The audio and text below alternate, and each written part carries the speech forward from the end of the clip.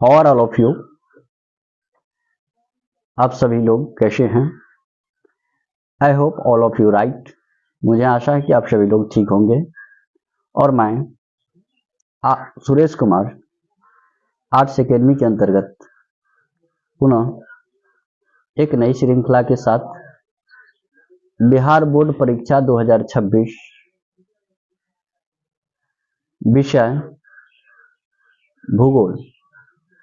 विषय भूगोल को लेकर के आप सबों के समक्ष प्रस्तुत हो चुका हूं। और ये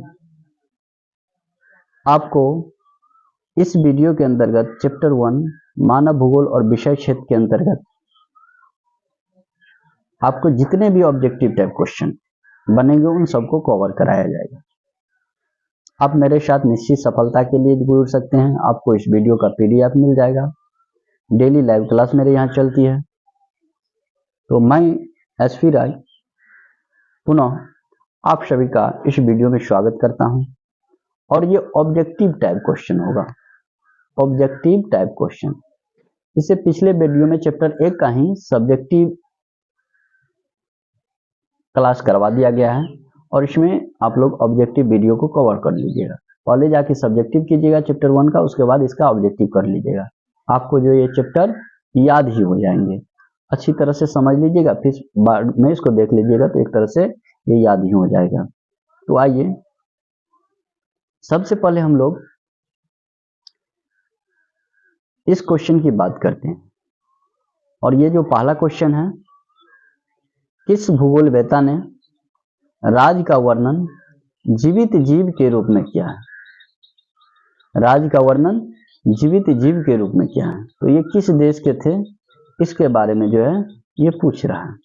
तो सबसे पहले राज का वर्णन किया है, अर्थात एक राज जो है वो जीवित जीव की तरह है।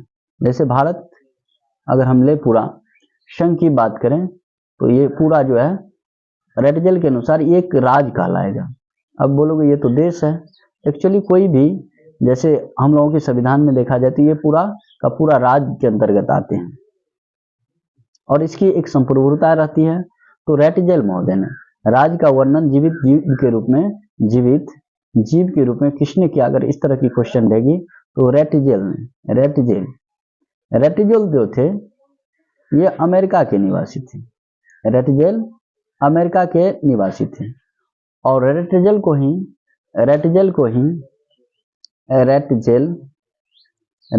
ही मानव भूगोल का पिता कहा जाता है। मानव भूगोल का पिता किसे कहा जाता है? मानव भूगोल का आपसे पूछ दिया जाए कि मानव भूगोल का पिता किसे कहते हैं, तो इसका आंसर कीजिएगा रेटजल। तो रेटजल, ये क्वेश्चन है किस भूगोलवेत्ता ने राज का वर्णन जीवित जीव के रूप में किया, तो ये रेटजल अमेरिका के थे और इसका आंसर हो जाएगा अमेरिका। आइए उसके बाद नेक्स्ट क्वेश्चन देखिए। अगला क्वेश्चन, कौन मानव की मूल आवश्यकता से संबंधित नहीं? मानव की मूल आवश्यकता, जैसे कि आप लोग जानते हैं कि मानव की विभिन्न प्रकार की आवश्यकताएं हैं और ये आवश्यकता, एक आवश्यकता की पूर्ति होने के पश्चात तो दूसरी आवश्यकता बढ़ती जाती है। मानव की आवश्यकता, तो ध्यान रखना है इसमें 3 चीजें महत्वपूर्ण भूमिका निभाता है। एक होता है कपड़ा, दूसरा होता है रोटी और तीसरा मकान। कपड़ा, रोटी और मकान। तो अगर ऑप्शन की दृष्टि से देखें तो रोटी कैसे आएगा? गेहूं से। और गेहूं कैसे प्राप्त होगी? तो कृषि से। तो ये ध्यान रखना, मूल आवश्यकता से संबंधित नहीं है, इस पे ध्यान दीजिएगा। तो कृषि तो मूल आवश्यकता है। उसके बाद अगर हम कपड़ा की बात करेंगे तो जैसे सूती कपड़ा का नाम सुने होंगे आप लोग, सूती कपड़ा। तो सूती कपड़ा जो है ये कहाँ से मिलता है? रुई से। रुई कहाँ से प्राप्त होती है हम लोगों को? कपास से। कपास कहाँ होती है? काली मिट्टी में। सबसे सूती वस्त्र की बात करें तो ये जो है वस्त्र में आ जाएगा, ये वस्त्र में आ जाएगा। ये भी मानव की मूल आवश्यकता है। गृह निर्माण अर्थात मकान जो है मानव की आवश्यकता है, लेकिन इसमें पूछ रहा मानव की मूल आवश्यकता नहीं है। परिवहन मतलब परिवहन या यातायात के साधन, यातायात के साधन। जैसे अगर हम मेरे पास मान लीजिए आप लोगों में से किसी के पास साइकिल नहीं है,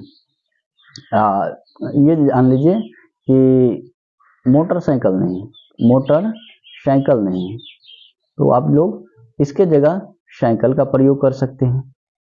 साइकिल नहीं है तो क्या कर सकते हैं, उसकी जगह पैदल आप जा सकते हैं। मतलब मूल आवश्यकता में पैदल जा सकते हैं आप लोग, मूल आवश्यकता में ये परिवहन नहीं है। तो इस क्वेश्चन का आंसर हो जाएगा परिवहन। अगला क्वेश्चन, मानव भूगोल के जनक कौन है? मानव भूगोल के जनक, अगर हम भूगोल की बात करें, भूगोल की बात करें तो भूगोल का जनक आपसे पूछ दिया जाए कि भूगोल का जनक कौन है, भूगोल का जनक कौन है? तो भूगोल का जनक जो है वो इरेटोस्थनीज है। भूगोल का जनक कौन है? इरेटोस्थनीज है। भूगोल का जनक इरेटोस्थनीज है। भूगोल दो भागों में बटा हुआ है। भूगोल कितने भागों में बटा हुआ है? दो भागों में। एक होता है भौतिक भूगोल, भौतिक भूगोल, और दूसरा मानव भूगोल। पहला भौतिक भूगोल, दूसरा मानव भूगोल। भौतिक भूगोल और दूसरा मानव भूगोल। भौतिक भूगोल के अंतर्गत जैसे जलवायु विज्ञान, उसके बाद ओशनोग्राफी भू आकृति विज्ञान। मानव भूगोल में राजनीतिक, आर्थिक, ये सब आ जाएगा। और मानव भूगोल की बात करें तो इसका जो जनक है रेटजेल है। रेटजेल है, ये रेटजेल है। पूछ देगा किस देश के निवासी थे, तो रेटजेल अमेरिका के निवासी थे, जो आप पिछले क्वेश्चन में भी देख चुके हैं। तो इस क्वेश्चन का आंसर हो जाएगा रेटजेल। टॉलमी का एक पुस्तक है, इसका नाम लिख लीजिएगा। टॉलमी का पुस्तक जो है जिसका नाम है अल्मागोस्ट। अल्मागोस्ट, ये पुस्तक पूछता है अल्मागोस्ट के लेखक कौन थे, तो ध्यान रखना है टॉलमी थे, टॉलमी थे। अब आइए अगला क्वेश्चन देखिए, ज्योग्राफी का जेनरालिस के लेखक कौन है? ज्योग्राफी का जेनरालिस के लेखक कौन है? डार्विन। तो डार्विन जो है पार्थिक एकता का सिद्धांत दिया था। आपसे पूछ दिया जाए पार्थिक एकता का सिद्धांत, एकता का सिद्धांत किसने दिया था? पार्थिक एकता का सिद्धांत किसने दिया था? तो डार्विन ने दिया था।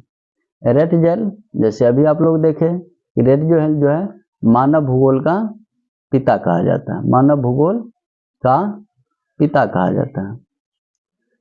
सैंपल जो थी ये रेटजेल की शिष्या थी, रेटजेल की शिष्या थी, रेटजेल की चेली थी, मतलब शिष्या थी, है ना। और ये भी अमेरिका के ही वासी थे, अमेरिका के रहने वाली थी। और ज्योग्राफी का जेनरालिस के लेखक वारेनियस था। ज्योग्राफी का जेनरालिस के लेखक कौन थे? वारेनियस था। लेखक मतलब जो लिखते हैं ये बुक्स। तो ज्योग्राफी का जेनरालिस कौन लिखा था? ज्योग्राफी का जेनरालिस वारेनियस ने। आपसे पूछ दिया जो भूगोल के जन्मदाता, तो भूगोल का जन्मदाता, भूगोल का जन्मदाता, भूगोल का जन्मदाता, तो भूगोल का जो जन्मदाता हो जाएगा वो इरेटोस्थनीज हो जाएगा। इरेटोस्थनीज याद रख लीजिएगा। भूगोल का जन्मदाता इरेटोस्थनीज। मानव भूगोल का पिता रेटजेल। उसके बाद एंथ्रोपोजियोग्राफी के लेखक कौन थे? एंथ्रोपोजियोग्राफी के लेखक कौन थे? तो ध्यान रखना एंथ्रोपोजियोग्राफी, एंथ्रोपोजियोग्राफी का लेखक जो थे वो रेटजेल थे। एंथ्रोपोजियोग्राफी का लेखक रेटजेल थे।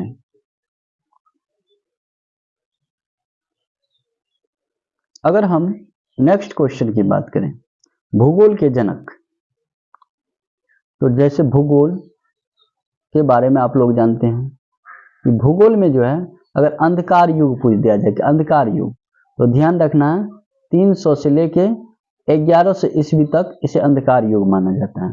प्रारंभ में भूगोल के अंतर्गत पृथ्वी को चार खंभों पर स्थिर माना जाता है। 4 खंभों पर स्थिर माना जाता था। 4 खंभों पर स्थिर माना जाता था। उसके बाद भूगोल के जनक पूछ दिया जाए कि भूगोल का जनक कौन थे, तो अभी आप लोग देखे हैं इरेटोस्थनी। एक बात और यहाँ पर याद रखना कि अगर इरेटोस्थनी नहीं रहे भूगोल के जनक के ऑप्शन में, अगर उस ऑप्शन में आपको हिकेटियस रहे, तो उस क्वेश्चन का आंसर को हिकेटियस देना, मतलब इरेटोस्थनी और हिकेट दोनों रहे तो इरेटोस्थनी नहीं रहे तो हिकेटियस, क्योंकि इरेटोस्थनी के बाद सबसे ज्यादा काम हिकेटियस भी भूगोल के क्षेत्र में किए। अगर इरेटोस्थनीज को देखें तो इरेटोस्थनीज जो थे ये यूनानी थे, यूनान के रहने वाले थे। तो एशिया नहीं होगा, अफ्रीका नहीं होगा, इनमें से जो है यूनान इसका आंसर हो जाएगा। अफ्रीका को डार्क कॉन्टिनेंट कहा जाता है, अफ्रीका को काला महाद्वीप कहा जाता है, अफ्रीका को काला महाद्वीप कहा जाता है। अफ्रीका को ध्यान रखना है मानव सभ्यता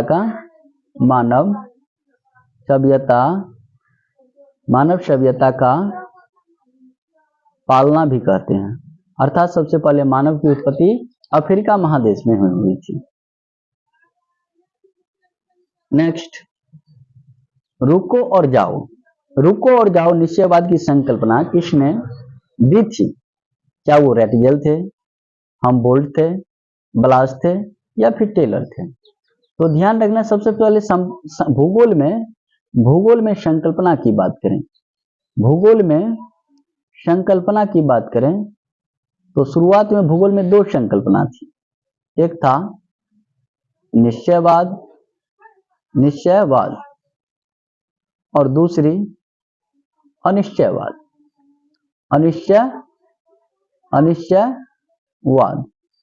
जैसे निश्चयवाद की बात करें, इसमें मानव को प्रबल माना गया है, मानव को स्ट्रॉन्ग मजबूत माना गया है। अनिश्चयवाद में प्रकृति को मजबूत माना गया है।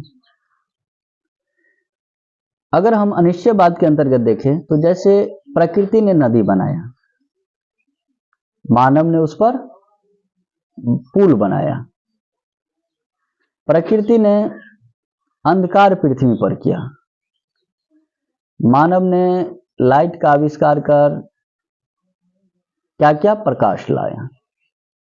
तो ये दोनों, एक अनिश्चयवाद और दूसरा निश्चयवाद, मतलब अनिश्चयवाद को हम लोग असंभव कहता है, ये संभव। तो इन दोनों के बीच की जो एक कड़ी होती है, तो वर्तमान समय में वो प्रचलित है, और उस बीच की कड़ी को क्या कहा जाता है? नवनिश्चयवाद कहा जाता है, नवनिश्चयवाद। और इसी नवनिश्चयवाद के अंतर्गत रुको और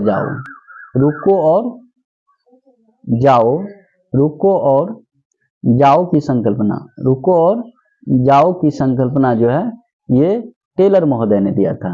रुको और जाओ की संकल्पना किसने दिया था? टेलर महोदय ने। देखिए आप ये सारा नोट्स कर सकते हैं या पीडीएफ आपको मिल जाएंगे, और ढेर सारी क्वेश्चन आप लोगों की इस तरह से तैयार हो जाएंगे। तो निश्चित तौर पे आप ये ऑब्जेक्टिव टाइप को अटेंड कीजिएगा। इसके सारे जितना भी है वो नोट्स करना चाहेंगे तो कॉपी लेके नोट कर सकते हैं, नोटबुक लेके। आइए अब देखिए आगे नेक्स्ट क्वेश्चन। 1990 का दशक जो है भूगोल के किस उपागम के लिए जाना जाता है? जैसे शुरुआत में आप लोग देखे होंगे कि सबसे पहले भूगोल में जो है यूनानियों विद्वान का, उसके बाद रोमन ग्रीक ये सब आए, उसके बाद 300 से 700 कोई रिसर्च कोई खोज नहीं हुई, 1100 ईस्वी तक कोई खोज नहीं हुई, इसीलिए इसे 300 से 1100 ईस्वी को भूगोल में अंधकार युग कहा जाता है। अगर हम इसके बाद 1990 की बात करें तो भूगोल में जो है आधुनिकतावाद जो है प्रचलित हो गया। असंभववाद जैसे प्रकृति से संबंधित है, संभव मानव से संबंधित है। उत्तर आधुनिकतावाद का इसमें कोई मायने नहीं रखता है। In the last I said thank you. अंत में मैं सब लोगों को धन्यवाद देना चाहूंगा कि आप लोग वीडियो में धैर्य बना के रहे और आप अधिक बिहार इंटर परीक्षा, बिहार इंटर बोर्ड परीक्षा 2026 की तैयारी करते हैं या करना चाहते हैं, आप मेरे YouTube चैनल